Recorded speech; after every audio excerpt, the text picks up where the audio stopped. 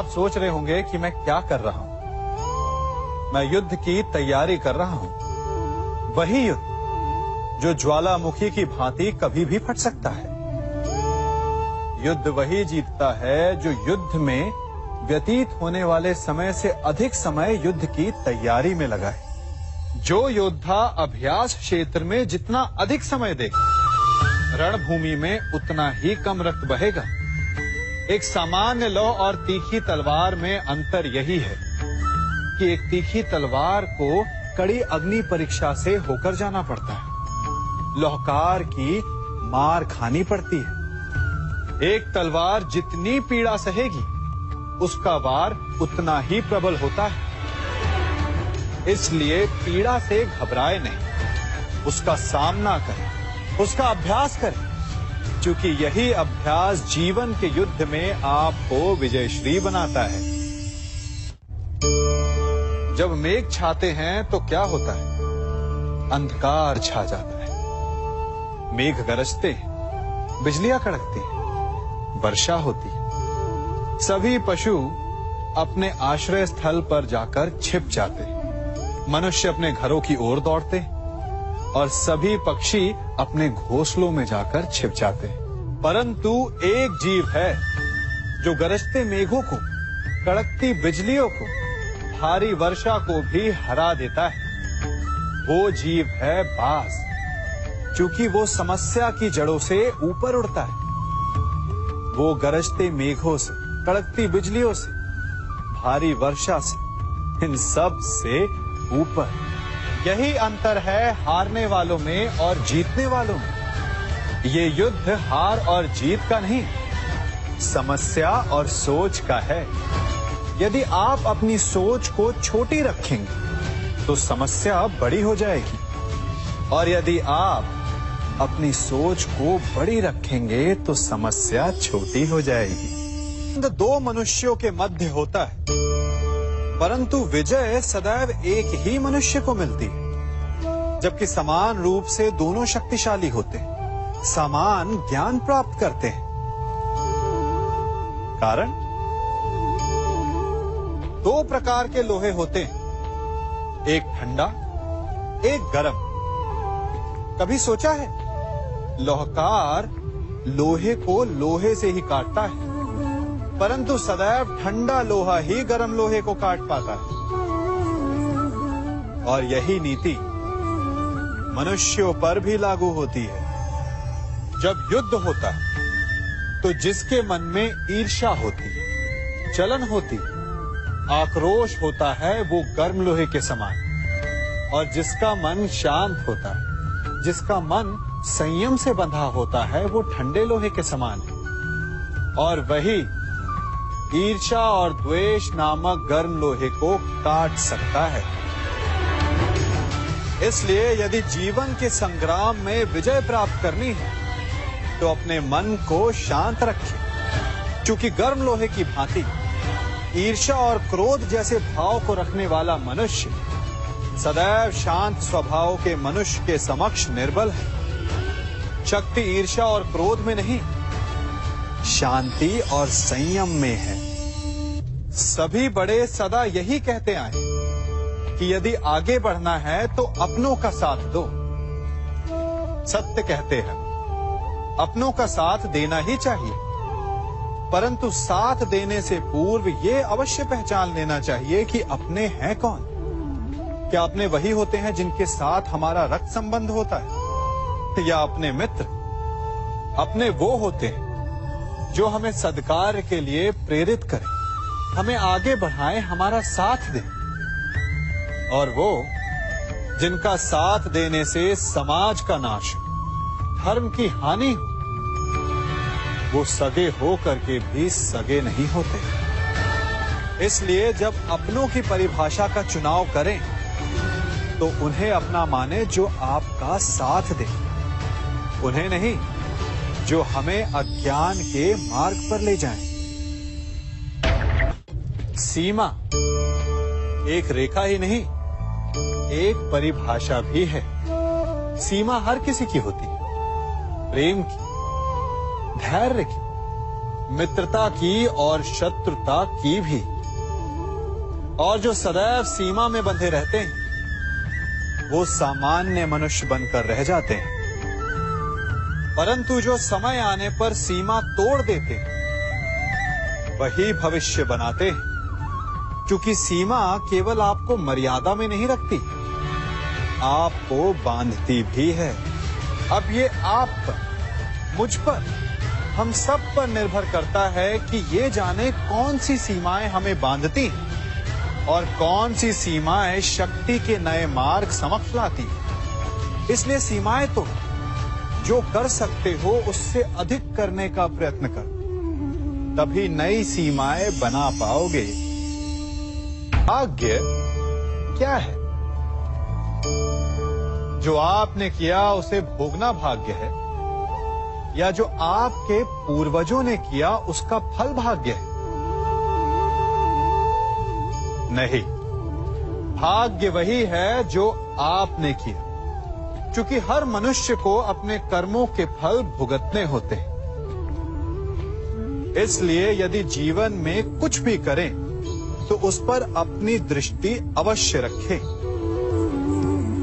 क्योंकि आपके एक कर्म का फल आपका भविष्य बदल सकता है। हम वही बनते हैं जो हम चुनते हैं, क्योंकि वही हमारा भाग्य बनता है। मनुष्य सुंदरता से आकर्षित होता है, उससे प्रेम करता है और असुंदर को देता है। ऐसा होता है ना? क्या आप ऐसा नहीं करते? करते हैं। तो सुंदर और असुंदर की परिभाषा क्या है? इस आकर्षण और विकर्षण का कारण क्या है? कभी सोचा है? कभी सोचा है कि जिससे आप प्रेम करते हैं, जिसके प्रति आप आकर्षित होते हैं, अचानक से उसके लिए मन में वितृष्णा आ जाती है, और जिसके प्रति घृणा होती उसके लिए एकाएक आपके मन में प्रेम उमड़ आता है। कारण है दृष्टिकोण। क्योंकि सुंदरता आपके मन में होती है, आपके सोच में होती है, आपके दृष्टिकोण में होती है। इसीलिए किसी को कीचड़ में खिला हुआ कमल सुंदर लगता है, और किसी को निर्मल चंद्रमा में भी कलंक का धब्बा दिख जाता है। यदि आपको सुंदरता अनुभव करनी, हर पल आनंद में रहना है, तो अपने दृष्टिकोण को सुंदर बनाएं और अपने आप सब कुछ सुंदर बन जाएगा। हम अपनी सोच और संसार की मान्यता के अनुसार अपने विचार बनाते हैं। जैसे सत्य कहना धर्म है, असत्य कहना पाप, सहनशीलता धर्म है और क्रोध करना अधर्म, उपकार करना, जीवों पर दया करना धर्म है और निष्ठुर होना अधर्म। परंतु क्या यही सत्य है? क्या कभी कभी परिस्थितियां इन आवेशों को उल्टा नहीं कर देती? करती। यदि इस संसार में कुछ धर्म है, कुछ पुण्य है, कुछ महान है, तो परिस्थिति के अनुसार चलना। जटायु स्मरण है आप सबको, वो जिन्होंने रावण पर क्रोध किया था, उस पर आक्रमण किया था। उस समय जटायु का क्रोध पाप नहीं था, धर्म था। इसीलिए अंत में उन्हें भगवान राम की गोद मिली। और कुछ ऐसे भी होते हैं जो धर्म को सहनशीलता समझकर हर अन्याय को सहते हैं और अंत में वो बाणों की शैया पाते हैं। यदि कोई पशु या व्यक्ति अकारण आक्रमण करके किसी निर्दोष के प्राण लेने की चेष्टा करे, तो उसके रक्षा हेतु उसका वध कर देना पाप नहीं, समय की मांग है। क्योंकि आक्रमण भी आत्मरक्षण ही है। यदि किसी दुष्ट की सहायता करने से सामान्य मनुष्य को कष्ट पहुंचे, पीड़ा पहुंचे, तो उसे सहायता ना देना ही धर्म है।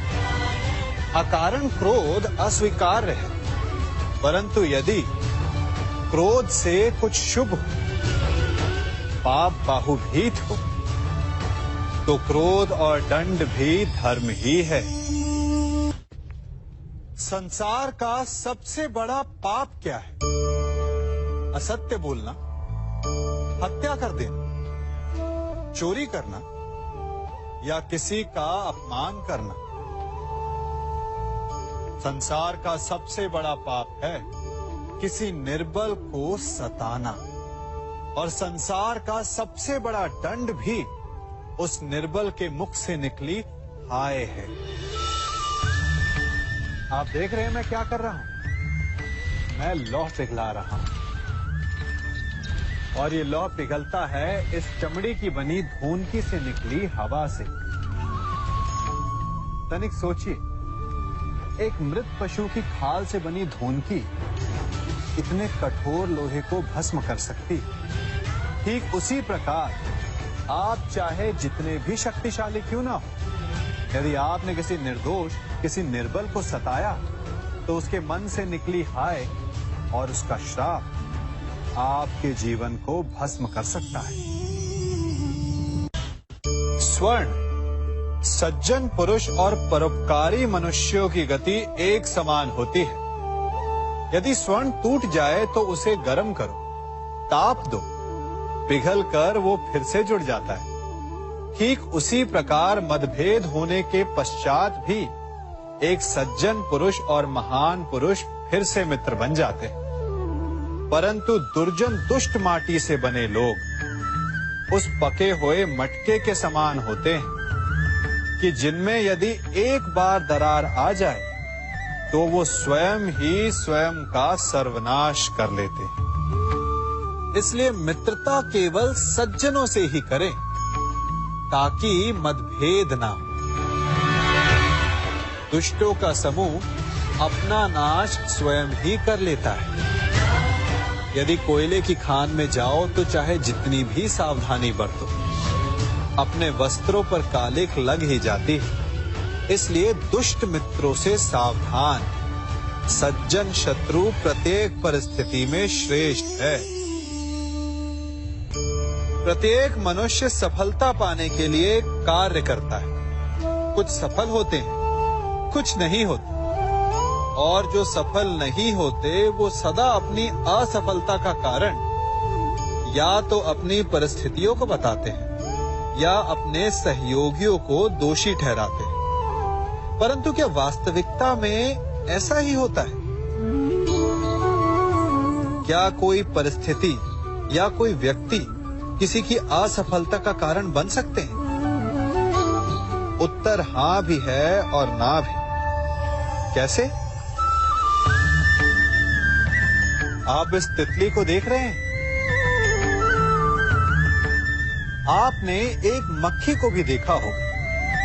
प्रकृति ने दोनों को समान गुण दिए हैं रस पान करने का।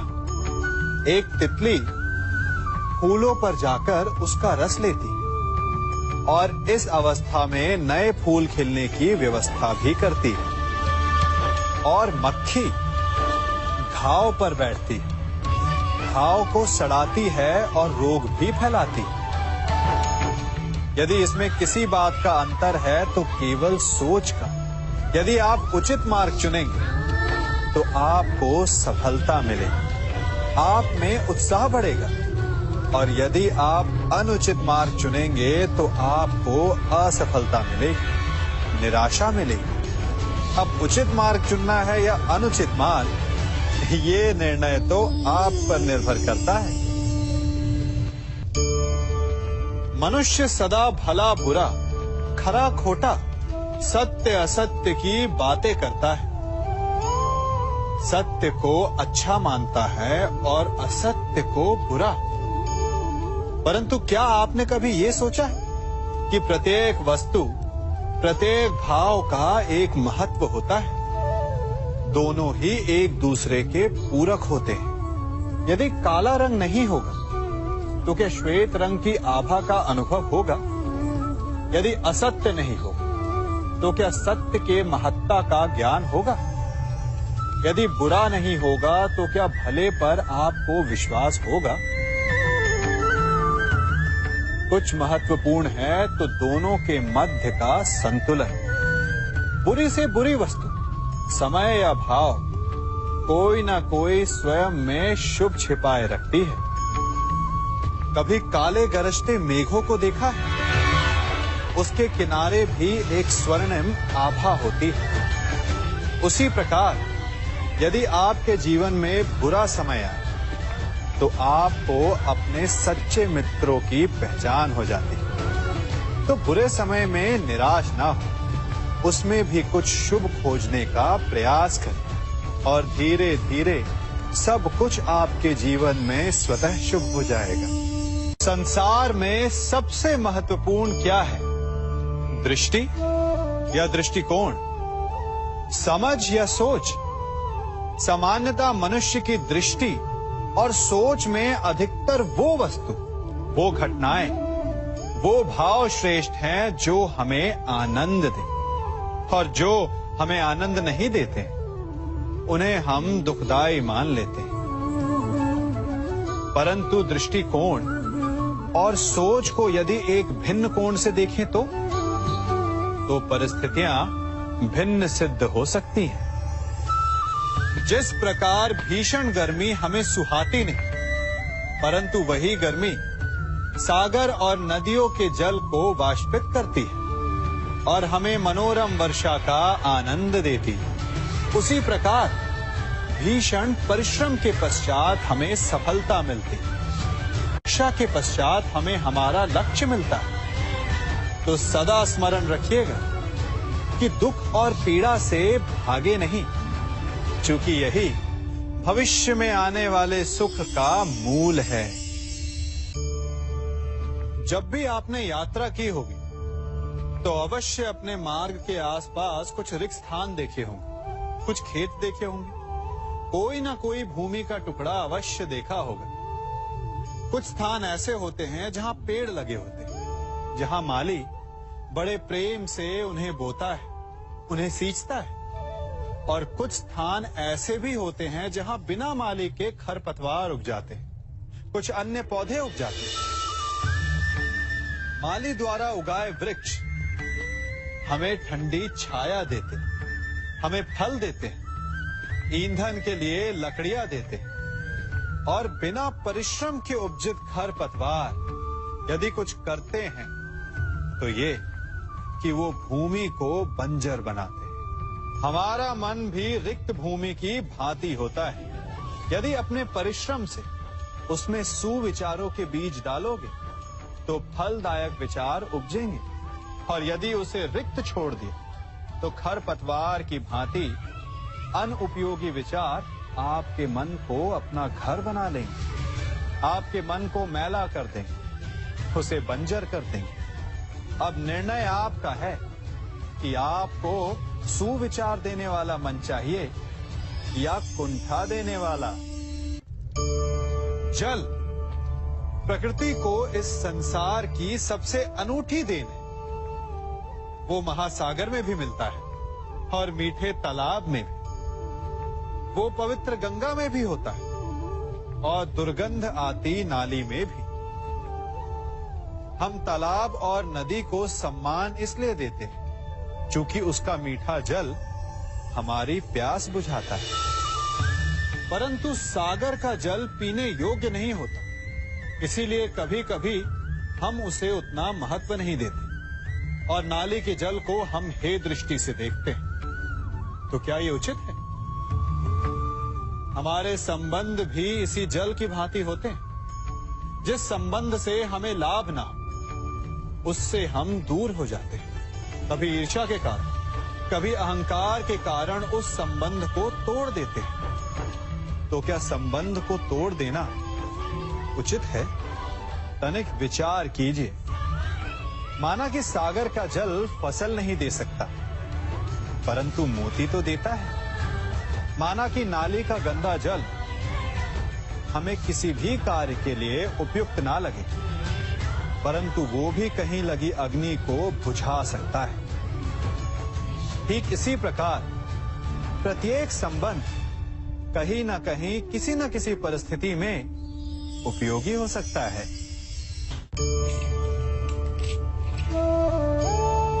बड़ी विकट समस्या है। मुझे स्मरण ही नहीं हो रहा कि इस गुच्छे की कौन सी चाबी इस ताले को खोले। बड़ी देर से प्रयास कर रहा हूं, परंतु ये ताला खुल ही नहीं रहा।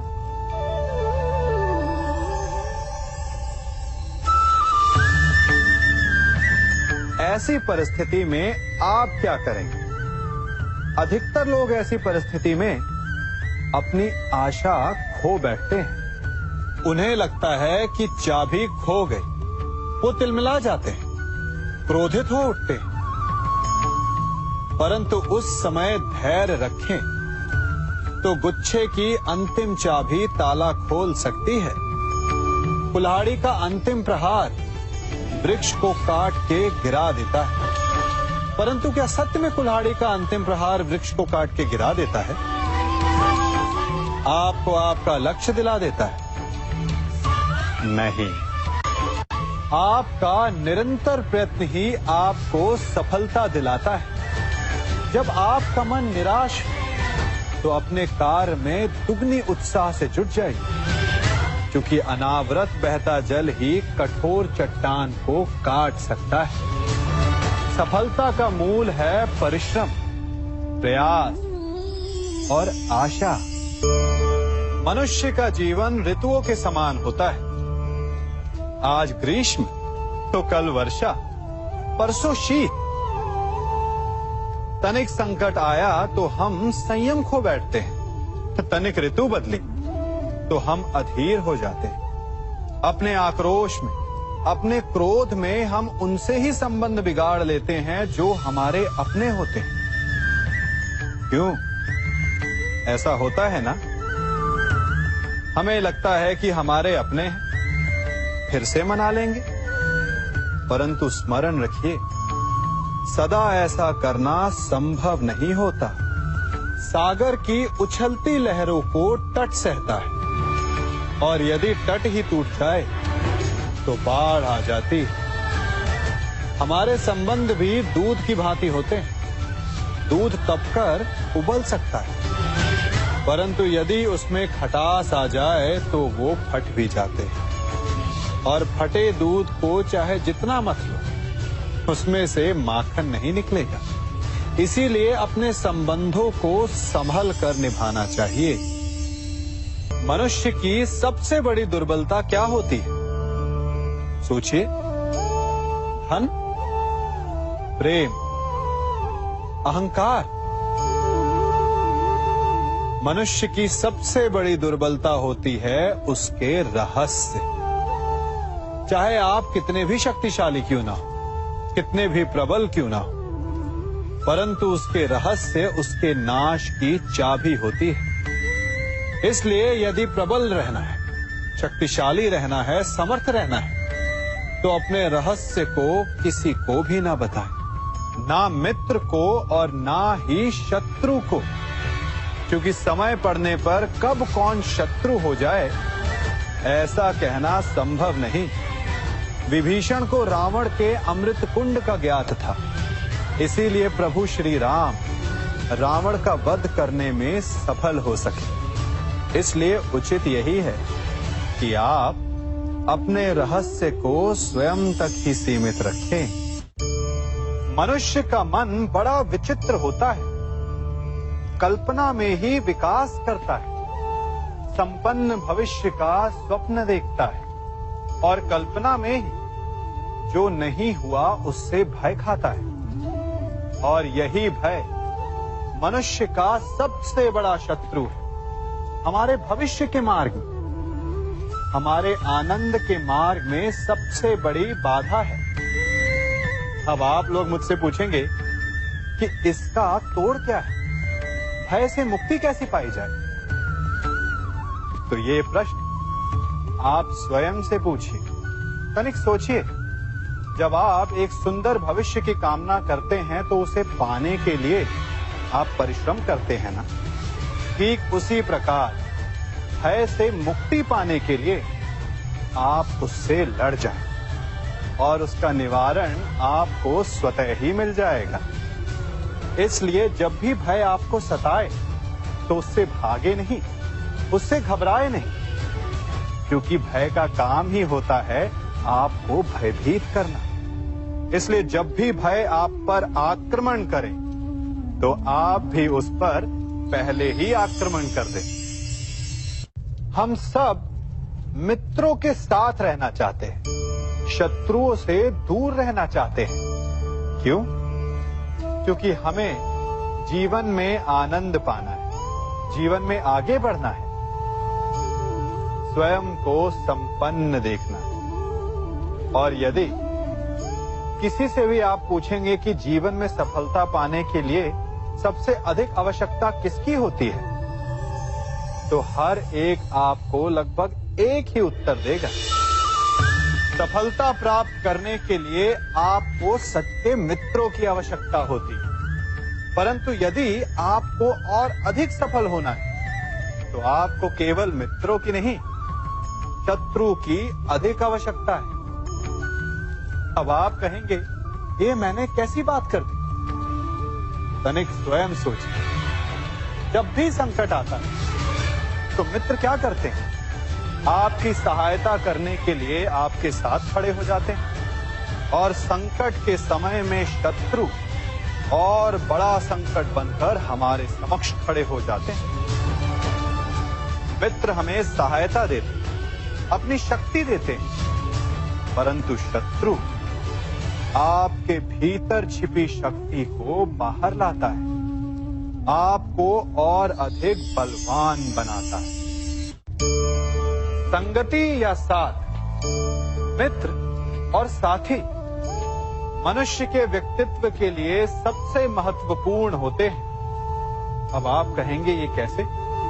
मनुष्य अवश्य अपने व्यक्तित्व के लिए उत्तरदायी होता है, परंतु मनुष्य संगति में ना चाहते हुए भी उसका व्यक्तित्व संगत की भांति हो जाता है।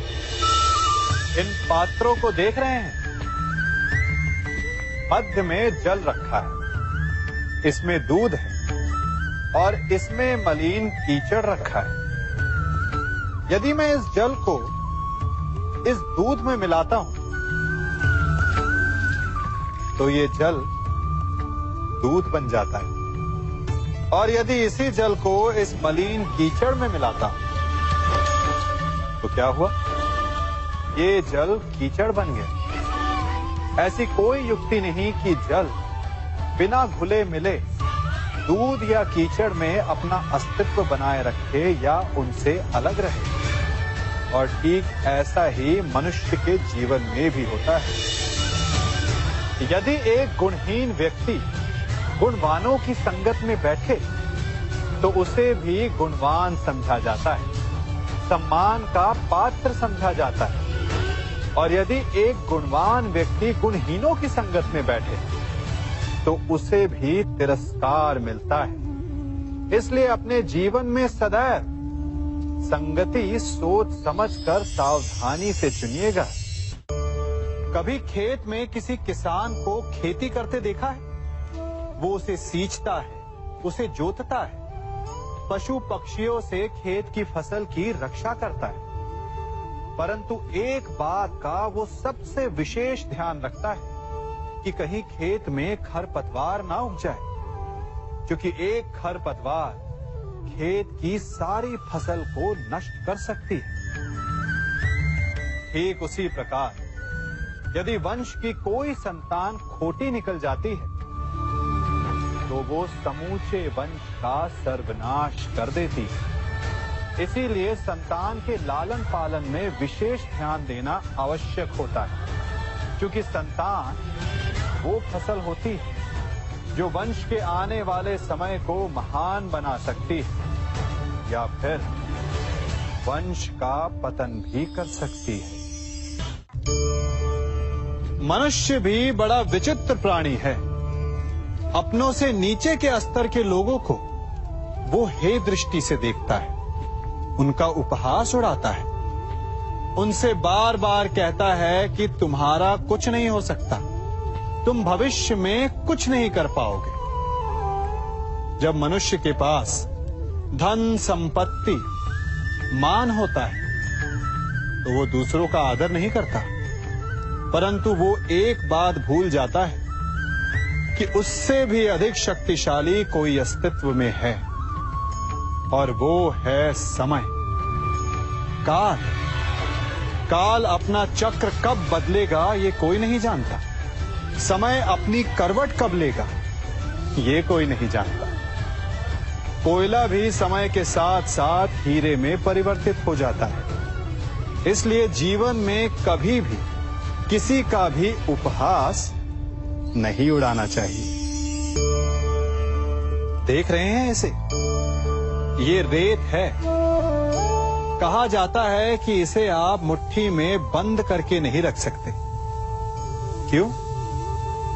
क्या इसका स्वभाव ही ऐसा है, या हमारे हाथों में इतनी सक्षम शक्ति नहीं कि इसे मुट्ठी में बंद करके रख सके, या फिर इसका स्वरूप ही ऐसा है कि ये फिसल ही जाएगी।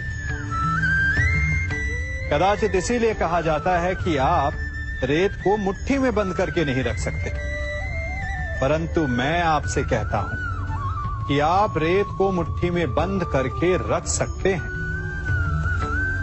कैसे? इसका उत्तर है, यदि आपके हाथों में पसीना हो तो आप रेत को अपनी मुट्ठी में जकड़ सकते हो। और पसीना कैसे आता है? परिश्रम से, प्रयास से। तो यदि आप परिश्रम से निकले पसीने से आप रेत को मुट्ठी में बंद कर सकते हो, तो ऐसा क्या है जो आप जीवन में परिश्रम से पा नहीं सकते? मान, सम्मान, धन, संपत्ति, बल, ये सब परिश्रम की उत्पाद है। हम कौन हैं? हमारा अस्तित्व क्या है? हम क्या हैं और क्या बन सकते हैं? ये बड़ा विचित्र प्रश्न है, परंतु उतना ही महत्वपूर्ण भी। मनुष्य सदा अपने वर्तमान प्रारब्ध के लिए अपने अतीत को उत्तरदायी ठहराता है, अपने जन्म को, अपने परिवार को उत्तरदायी ठहराता है। परंतु तनिक सोचिए, एक कमल जो कीचड़ में खिलता है, वही कमल भगवान की मूरत पर शोभित होता है। एक कोयला जिसे कोई भी शीघ्र नहीं छूना चाहता, परंतु वही कोयला धरा का ताप और दबाव सहकर हीरे में परिवर्तित हो जाता है, और वही हीरा मस्तक पर सुशोभित होता है। तो इन उदाहरणों का निष्कर्ष क्या है? इन उदाहरणों का ये निष्कर्ष है कि उससे कोई अंतर नहीं पड़ता कि आपने जन्म कहां लिया। आपके कर्म आपका स्तर निर्धारित करते हैं। हमने कहां जन्म लिया ये हमारे नियंत्रण में नहीं था, परंतु हम कब और कहां अपने जीवन की अंतिम श्वास लेंगे ये अवश्य हमारे नियंत्रण में होता है। तो कर्म कीजिए, अपने जन्म की उलाहना मत दीजिए। एक मनुष्य सदैव शांति और अपनी स्वतंत्रता चाहता है, परंतु जैसे उसे ये अधिकार मिलता है, वो दूसरों का प्रभुत्व छीन लेना चाहता है। वो उनका अधिकार, उनकी स्वतंत्रता को छीन लेना चाहता है। वो ऐसा अपने आनंद, अपने लाभ के लिए करता है। अपने लाभ के लिए वो दूसरों का शोषण करता है। जो आलोचना नहीं करता उन पर अधर्म करता है। परंतु वही मनुष्य एक बात का स्मरण रखना भूल जाता है कि उसके कर्म ही उसे उसका फल भी देंगे। उसका प्रारब्ध उसे उसके मंतव्य तक अवश्य लेकर जाएगा। वर्षा का जल चाहे सागर में मिले या माटी में, परंतु समय के सूर्य की किरण उसी जल को वष्प में परिवर्तित भी कर देती है। इसीलिए किसी भी मनुष्य की विनम्रता का इतना अधिक लाभ ना उठाएं कि वो उग्र हो उठे। मैं क्या कर रहा हूं? मैं इस पौधे को सींच रहा हूं। आप भी ये कार्य प्रतिदिन करते हो। जब इस पौधे को जल देंगे तभी ये फलवित होगा, इसमें से फूल निकलेंगे, इसकी सुंदरता बढ़ेगी। परंतु प्रतिदिन ये कार्य करने के पश्चात भी हम इससे एक महत्वपूर्ण सीख लेना भूल जाते हैं। हम कभी पौधों के पत्तों पर, उनकी डालियों पर, उनके फूलों और फलों पर जलधारा नहीं डालते, उन्हें धोते नहीं, परंतु फिर भी वो पनपते हैं। यदि जल जड़ में जाए, वही सफलता का मूल है। यदि आप एक बार में अनेक कार्य करने जाएंगे, तो आपको एक कार्य में भी सफलता नहीं मिलेगी। परंतु यदि आप बुद्धिमता से, दृढ़ मन से एक कार्य साधेंगे, तो एकाएक स्वतः ही सारे कार्य सध जाएंगे। जो आपका मूल है, जहां से आपको सिंचाई मिल रही है, यदि आपने उसकी जड़ को छोड़ दिया, तो एक सूखे पौधे की भांति आप भी सूख कर गिर जाएंगे और अंततः अपना अस्तित्व खो बैठे। हमने एक बात अपने माता पिता, अपने बड़ों से, अपने बुजुर्गों से सुनी ही होगी कि संगति का प्रभाव मनुष्य पर पड़ता ही है। यदि वर्षा की एक बूंद सीप के मुख में जाए तो वो मोती बन जाती है, और यदि वही वर्षा की एक बूंद सर्प के मुख में जाए तो विष। तो क्या यही सत्य है? नहीं। आपने कभी चंदन के वृक्ष को देखा है? उस पर सर्प विचरण करते हैं, विषधर उससे लिपटे रहते हैं, परंतु फिर भी चंदन का वृक्ष विषैला नहीं होता। वो तब भी सुगंध देता है और पवित्र माना जाता है। तो इसका रहस्य क्या है कि वर्षा की बूंद पर संगति का प्रभाव पड़ता है और चंदन के वृक्ष पर नहीं? इसका रहस्य है आत्मबल। वर्षा की बूंद वातावरण के अनुसार स्वयं को बदल लेती है, इसीलिए उसकी संगति ही उसका प्रारब्ध बन जाती है। परंतु चंदन का वृक्ष अपना व्यक्तित्व, अपना गुण नहीं खोता। इसीलिए यदि आप में आत्मबल हो, आपका मन दृढ़ हो, तो बुरी से बुरी कुसंगति भी आपका कुछ नहीं बिगाड़ सकती। सिंह को जंगल का राजा कहते हैं। सभी पशु पक्षी उसका बल मानते हैं, उससे भयभीत रहते हैं। परंतु सिंह को भी अपने भोजन के लिए आखेट करना पड़ता है, घात लगानी पड़ती है, बड़ी दूर तक उसे अपने शिकार का पीछा करना पड़ता है, और तब जाकर उसे भोजन मिलता है। और कई बार उसके ये कठिन प्रयास भी असफल होते हैं। यदि सिंह ये सोचकर बैठ जाए कि मैं तो वन का राजा हूं, मेरा भोजन स्वयं मेरे मुख में आकर गिर जाए, तो वो भूखे मर जाएगा। क्या समझे? राजा हो या रंक, उद्यम सभी को करना पड़ता है, क्योंकि मेहनत, परिश्रम, यही तो सफलता की कुंजी है। यदि जल पाना है, तो कुआं खोदने में पसीना बहाना ही होगा। यदि सफलता पानी, तो रात दिन परिश्रम करना होगा। बिना परिश्रम के तो देवों को भी अमृत नहीं मिलता।